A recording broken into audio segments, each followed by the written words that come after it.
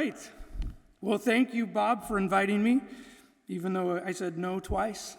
I'm glad you're persistent, and you're courageous, too, to turn over this microphone to somebody, And thanks for you guys for showing up. I know you kind of required to be here, but still, thanks for being here. Yeah, I used to be dean of chapel. Now I do a stand-up every Sunday morning at 10 a.m. You can check it out, Church in the Cove. So it's Missions Week. I'm curious, how many of you right now feel like you're headed to the mission field? How many of you know that that's where you're going? Okay. How many of you are not certain, but you're open to it, thinking about it? All right, raise those hands. And I want you to look around at people that don't have their hands raised, because you've got to make sure they don't leave this place without you having their contact information, because you're going to raise money from them. So jot down names. I'm serious about that. Gordon was formed as a missionary training institute to get folks what education they could afford and what time they had to get on the mission field really fast. That's when it started over 100 years ago. It's grown since then to kind of equip people to invest in God's world in all sectors of life. Not everybody is called to full-time mission work. In Matthew's Gospel, chapter 28, the Great Commission, do you know who he speaks that to? Only 11.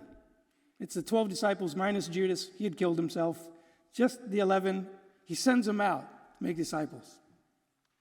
Not everyone is called to do full-time mission work. And what I mean by full-time mission work is this.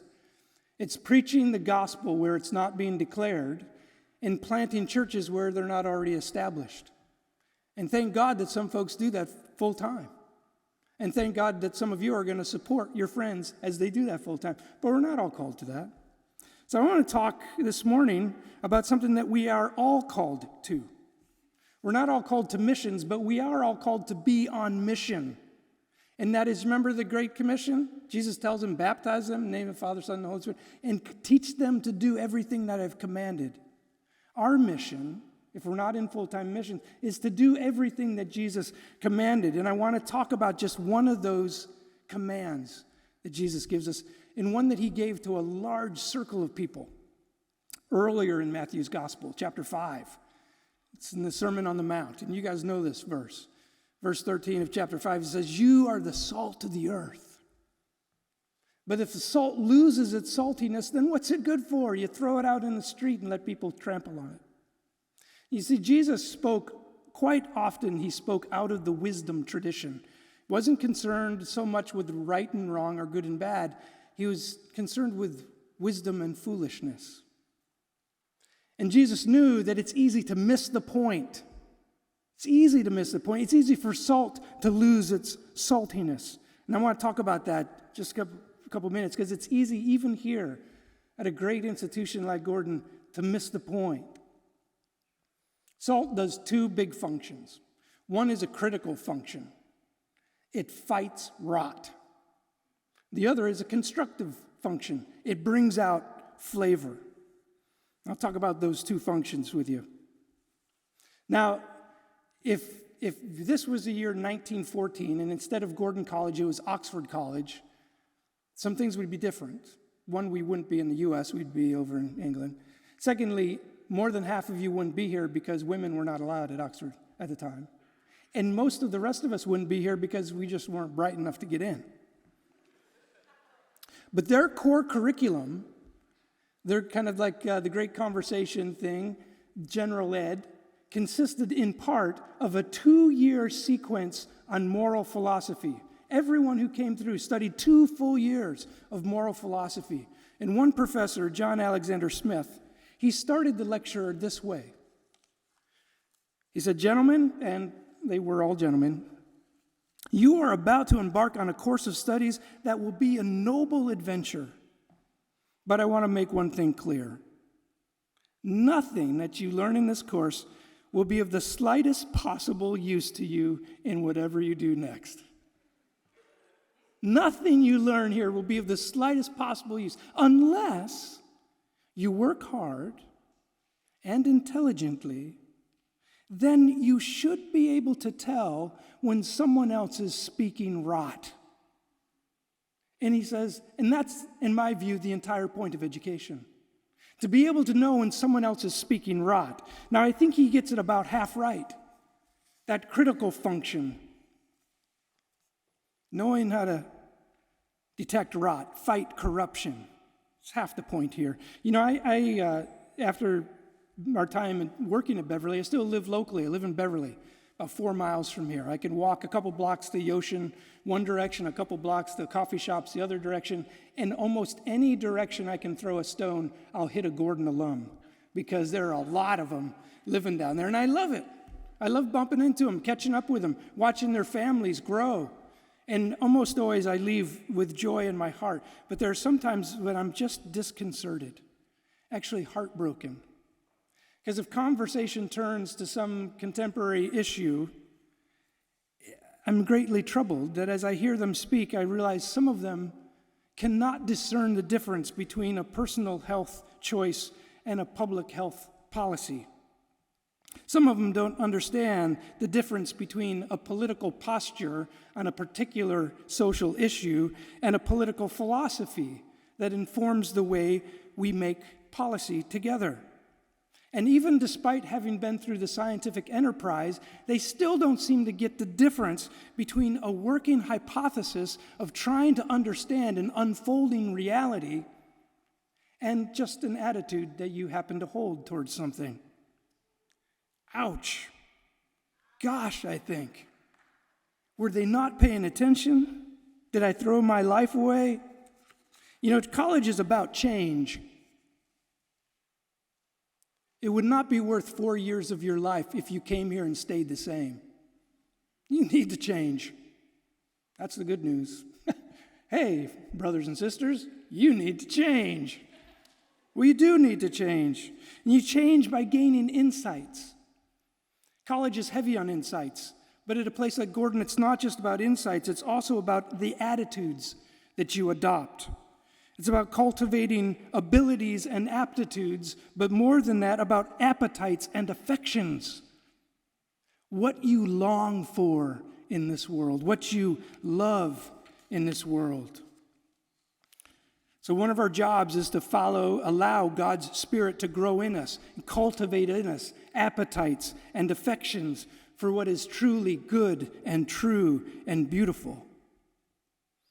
You know, in this world, too often the good and the true and the beautiful are neglected for the sake of the profitable, the practical, and the popular. Now, there's nothing inherently wrong with the profitable, practical, and popular. But when they're allowed to usurp or take the place of the good and the true and the beautiful, then it's rot. It's rot, it's decay, it's social decay.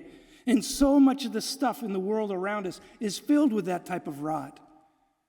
So much of the advertisements that you're bombarded with every moment. So much of the social media posts that you can read or even contribute to.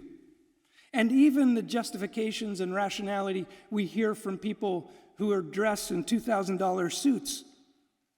When they place the gods of the profitable, the practical, and the popular above the good and the true and the beautiful, it's rot. This education is a process of change, and it costs a lot. You know, according to Google, average Gordon education for 4 years is $211,400. Yeah, if you break it down by semester and 6 days a week, you know, it's about $356 a day for you to be here. Now, in reality, on average, you guys pay about only half of that. But still, that's a lot. Not only that, but someone else is paying the other half for you. Someone else is paying for you. You don't even know who they are. They don't know who you are. But they believe in the project of not just gaining insight, but shaping aptitudes, affections, and appetites for the good and the true and the beautiful. One way you can think about your time being here is this. Part of your job is to develop a $200,000 crap detector. So you know when someone else is speaking rot. It seems like a simple thing, But the inability to detect it costs the world dearly. We don't have to think hard to find examples.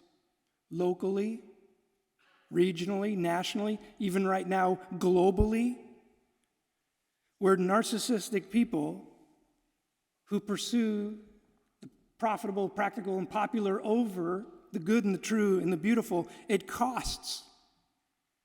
They're operating, I think, what Paul called it this, selfish ambition and vain conceit.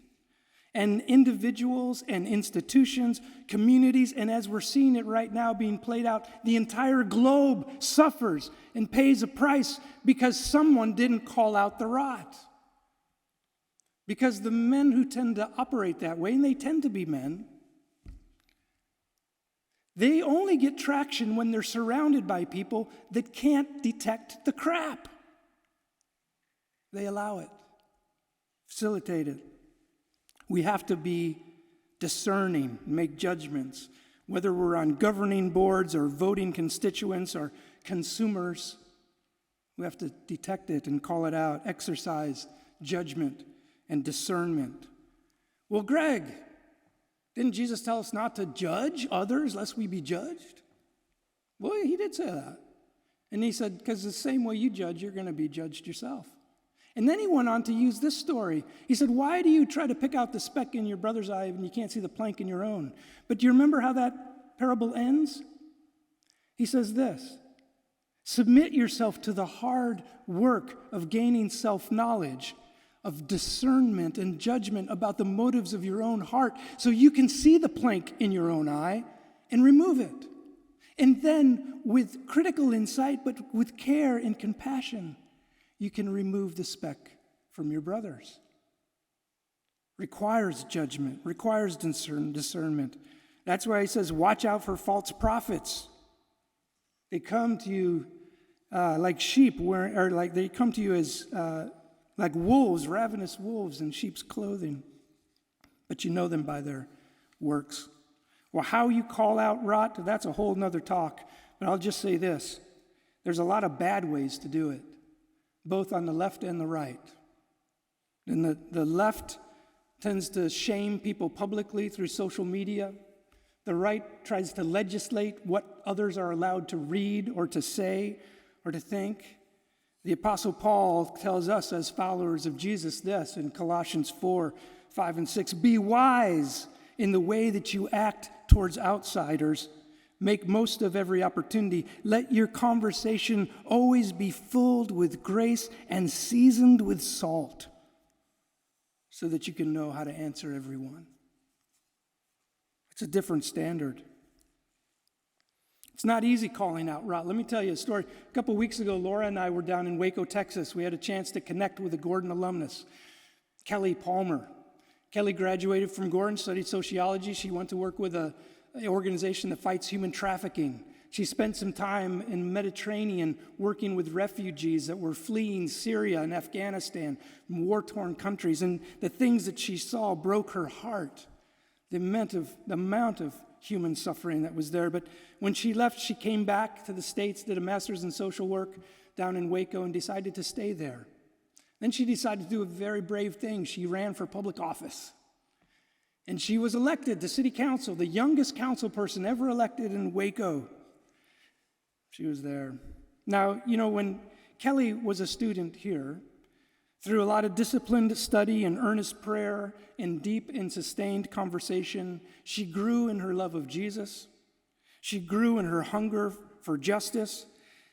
And she had ingrained in her the passions of what the medieval folks who went before us called spiritual almsgiving.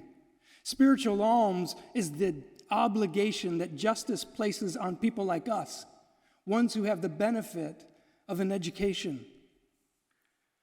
And they include things like instructing people who are ignorant, and counseling people who are troubled, and consoling people who grieve, and speaking up for those who are unjustly treated, forgiving those that injure us, bearing with the people that bother us, and praying for everybody. Well, before the Waco City Council, an issue came up, and Kelly needed to speak about it. Waco is the home of a big plant that makes candy bars, Skittles, Mars Wrigley's. candy bars and chewing gum. They're a big operation there. They employ a lot of people. And Mars wanted to expand their operations, and they asked the city if they could have $500,000 to help them build a bigger plant. In return, they would create new jobs that paid pretty decently and didn't require a lot of skill. And yet Kelly knew this, that despite the promise of some local benefits, at the other end of this supply chain, there's rot. When she was a student, she'd studied about the cocoa industry. And she knows that there are, quite often, at the origins of a Snickers bar, some child forced to work long, hard, dangerous hours in the field against their will and give up an opportunity of education for the sake to do it. Kelly said, I can't vote for this, because she also knew that despite what they say, Mars has not taken sufficient steps to be absolutely sure that there are no exploited children on the other side of that candy bar. She said no. She was the only councilman that said no. It was unpopular. Unpopular on the council, unpopular in town, unpopular with many of her neighbors, and both she and her husband Matthew paid a price, socially, in terms of anxiety, and even perhaps compromised mental health at moments. They received threats from strangers because there was someone who wanted to elevate the profitable and the practical above the good and the true and the beautiful. And Kelly said no. The first gift that salt brings to this wider culture, one act of following Jesus' commands, is to fight rot. So use your time here to build a good crap detector. People are paying a lot for it. Second, salt enhances the flavor of what we do. It makes things better. You know, Jesus didn't tell his disciples, go off in a corner by yourself and build a little salty community. He said, no, nobody wants to taste salt. They want to taste the other things, the good things that are baked into creation that are just waiting to be liberated. The good and true and beautiful things that are there. I want you to be a liberating agent that brings them out and amplifies it so that everybody benefits from it. In the words of Nick Walterstorff or Neil Flanagan, you guys ought to know this from the great conversation, that a place like Gordon, education is about learning to be agents of shalom, of universal flourishing and wholeness and delight. It's about overcoming barriers to human flourishing. Let me tell you about a couple other Gordon grads. Dana and Brandy Bates. We got to know them when it was Dana Bates and Brandy Anderson. They lived here on campus in a building that got torn down and replaced with Chase, or Wood, which got torn down and Ken Olson went in its place. Dana was a philosophy major because, like so many of us at that age, he didn't know what he wanted to study, just had a head full of questions. I belonged to that camp. Brandy studied English Lit. They didn't know what they were going to do with their life. They have challenges. They had financial challenges. They both came from non-simple family backgrounds that had stuff and baggage that they were trying to work through. But when they were here, they were awake and alert, and they learned, and their affections were shaped in good directions. And they both had positive experiences with Levita under the tutelage of Rich Obenshane, God rest his soul. They learned that the good things that can happen when you challenge folks in those contexts. And Dana had family living and working in Romania, and he said, what if we go to Romania, this post-communist country, and build a ropes course? What might happen? So he recruited teams of Gordon students, went over and built the very first ropes course in Romania. In fact, the first one in all Eastern Europe over there. And then they built a summer camp, a week-long project that used that tool that they built to bring children in, to spend a week together learning about personal character. The only thing it cost those kids was 10 hours of community service in their neighborhood, in their town. And where they were, Lupin is like the poorest place in a pretty poor country. The neighbors were suspicious. Nobody gives away anything for free. And why in the world would you ask my kid to do community service when no one cares about this city? In fact, the local paper wrote an editorial saying, hey, parents, don't send your kids to be with the Americans. They'll chop them up and sell them for body parts. Well, they ran their camp. It went a couple years in. They realized this is not enough. 6 days is not enough with these kids. They need something more. So they built an after-school program called Impact. The first one launched in their little apartment in Lupin, a handful of kids. It was going to be about cultivating personal character and investing in the common good, doing service projects for their own neighborhood. 5 years later, there were 145 of those clubs across Romania. It's pretty amazing. Not only that, but in the years that followed, they partnered with World Vision to launch other things. Some of these clubs have a religious component, some of them don't. But right now, there are impact clubs or sky clubs in Honduras, Dominican Republic, Albania, Haiti, Mexico, Nicaragua, Germany, Cambodia, Bulgaria, the Czech Republic, Poland, Georgia, Bosnia, the Kyrgyzstan region of Iraq, Nepal, Palestine. They are being salt all over this world. It's not a chain. They don't own these things. They just sprinkled out good stuff. Others imitate it, picked it up. And they're releasing the good flavors, the good and the true and the beautiful things that are right there in their own neighborhoods all across this globe. You know, I'm not sharing these stories with you to lay a burden on you.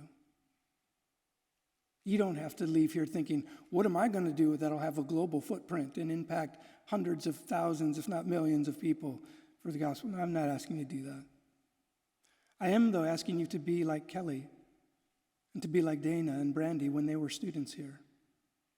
And their concern was with doing the next step in following Jesus, learning truly to love what's good and true and beautiful, learning to recognize rot and call it out when they saw it, learning to see the opportunity to be a flavoring agent right in front of them with the next thing. That's all. They were just being themselves following Jesus. That's God's plan for this world, is people obeying the commands of Jesus. And in part that means fighting rot and flavoring the world you live in. You know, when their first child was born, Dana and Brandy realized that none of her friends that she had made, none of the other young mothers, were nursing their babies. Instead, they'd use powder stuff off the shelf. And they had been sold a boatload of rot. That the best thing for your child was this powdered mix made by Nestle. Well, in some cases, in rare cases, formula is a real lifesaver. But most of the time, for most moms, you can't beat breast milk.